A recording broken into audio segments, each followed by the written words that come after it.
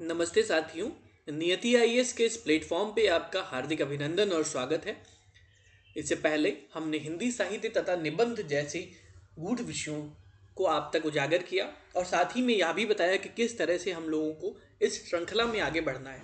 लेकिन अब जो श्रृंखला का महत्वपूर्ण हिस्सा था वो करंट अफेयर यानी समसामयिक विषय के बारे में हम चर्चा करना शुरू कर रहे हैं। साथ ही में ना सिर्फ करंट अफेयर बल्कि इससे रिलेटेड जो यूपीएससी का क्वेश्चन था वह भी हम आपको उजागर करेंगे, यानी आपको बताएंगे और किस तरह से वो आप करंट अफेयर के माध्यम से सॉल्व कर सकते हैं, यह भी इसमें डिस्कस करेंगे।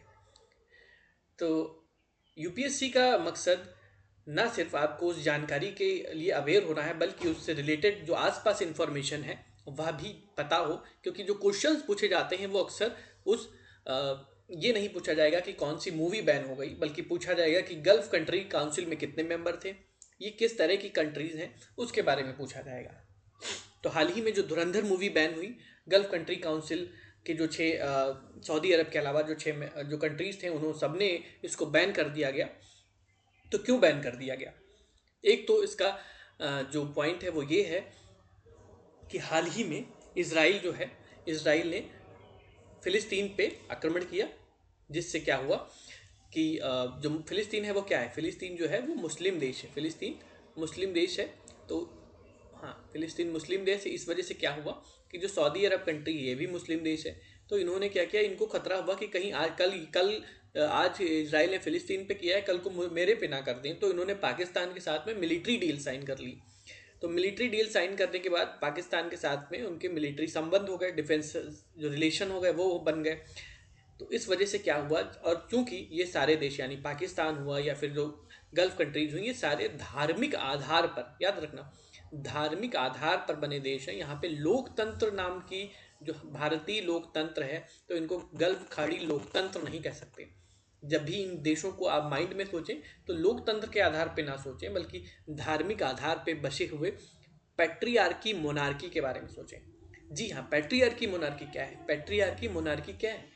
जिस तरह से इंग्लैंड में महिला भी राजतंत्रीय शासन का हिस्सा हो सकती है, यानी वहाँ पे महिला भी महारानी हो सकती है, उस तरह से यहाँ पे सिस्टम नहीं है। यहाँ पे पितृसत्तात्मक मोनार्की यानी राजतंत्र तो है एक, जो वहाँ पे चुना तो नहीं जाएगा कोई, लोकतंत्र के माध्यम से वहाँ पे चुनाव तो नहीं होता है, लेकिन पितृसत्तात्मक महाराजा ही एक तरह से बनते हैं। जैसे भारत में पहले महाराजा हुआ करते थे, वैसे ही धार्मिक आधार पे बने वहाँ पे समझ लीजिए वो सुल्तान होते हैं, तो पितृसत्तात्मक होते हैं। तो भारत के क्या हित हैं, और भारत में गल्फ कंट्री काउंसिल में कितने मेंबर हैं? तो गल्फ कंट्री काउंसिल में याद रखिएगा 7 मेंबर हैं टोटल। सऊदी अरब, ठीक है, कुवैत, बहरीन, कतर,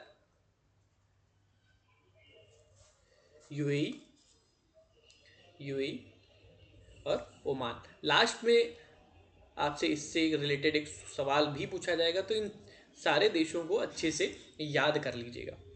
भारत के हित क्या क्या हैं? तो भारत का डायस्पोरा है, यानी भारत के जो व्यक्ति वहाँ पे निवास करते हैं। साथ ही में भारत खाड़ी देशों से 60% पेट्रोलियम आयात करता है। उसके साथ में भारत की जो लेबर खाड़ी देशों में बहुत ही संख्या में लगभग 90 लाख लोग।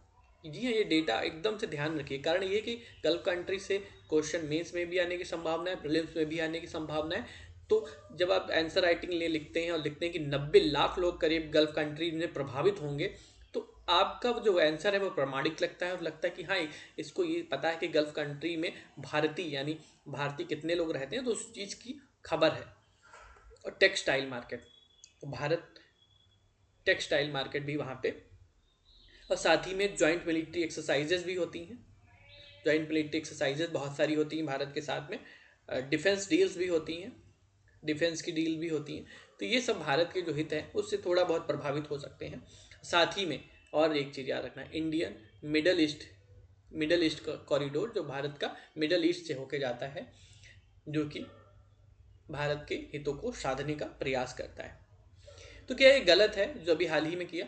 तो मुझे लगता है ये गलत नहीं था। क्यों गलत नहीं था? क्योंकि पाकिस्तान हमेशा से ही टेररिज्म का गढ़ माना जाता है। टेररिज्म का गढ़ माना जाता है, वो चाहे उसामा बिन लादेन हो।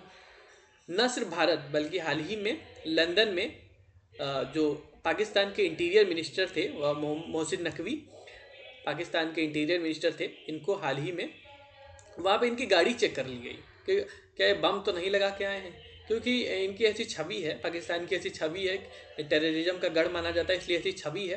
तो जो इस मूवी में क्या किया गया है, इस मूवी में जो लियारी, जो वहाँ की एक एरिया है लियारी, जो कि कराची के पास पड़ती है, तो वो इसका गढ़ माना जाता था पाकिस्तान का एक समय पे, जहाँ से सारी आतंकी गतिविधियाँ कंट्रोल होती थी। उसकी सच्चाई को उजागर किया गया है। तो ये गलत है? तो जी नहीं, गलत बिल्कुल नहीं है, क्योंकि कई सारे प्रमाण पे सत्य होता है कि हाँ, उस समय कराची में ऐसे ही वायलेंस होता था, ऐसे ही गढ़ होते थे। तो भारत का जो प्रभावित एरिया क्या होता है, ट्रेड हो सकता है, डिफेंस हो सकता है, ठीक, डायस्पोरा, ये प्रभावित हो सकता है, क्योंकि कहीं ना कहीं भेदभाव तो होने लगता है जब कुछ, जैसे आपके आसपास ही देखिए, जब ऐसा कुछ होता है जो आपके मतलब आपके घर में या आपके पड़ोसी के में जो समस्याएं होती हैं, तो जो लोग सपोर्टर होते हैं उस देश के, उनको खराब नज़र से देखा तो जाता ही है, यानी भेदभाव का शिकार तो होते ही हैं। तो ये याद रखना है। और एक सवाल क्या पूछा गया था, अभी इसराइल की बात हुई, तो इसराइल की याद रखना कि भी एक और सवाल आया था, जॉर्डन। तो जॉर्डन से कौन कौन सी कंट्री टच करती हैं, तो उसमें ऑप्शन था इजिप्ट। तो इजिप्ट याद रखिएगा, डायरेक्ट जो लैंड से इजिप्ट यहाँ पे है, जो कि उससे कनेक्ट नहीं करता है, तो उसमें ऑप्शन था इजिप्ट डाल दिया था, सीरिया ऑप्शन में डाल दिया था जो कि है, ठीक है, सऊदी अरब, साथ ही में इजराइल, ये देश जॉर्डन से सीमा टच करते हैं। तो ये याद रखना है आपको, क्योंकि तब अब आपके दो सवाल जो कि यूपीएससी PYQ हैं वो भी कवर हो गए। साथ ही में आपने जाना कि करंट अफेयर में किस तरह से उसको देखना है। तो आदित्य धर की ये फिल्म है, फिल्म ज़रूर देखने जाएं, ठीक है। और अच्छी मूवी है, मुझे भी अच्छी लगी। इसका शायद सीक्वेंस 2 भी आदित्य धर बनाने की फिराक में है।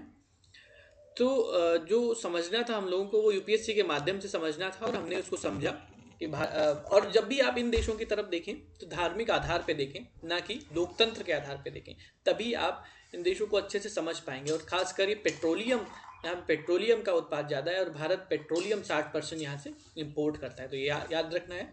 और इसी तरह से हम करंट अफेयर की इस कड़ी में आगे बढ़ेंगे, और आज की वीडियो को यहीं पर समाप्त करते हैं। धन्यवाद।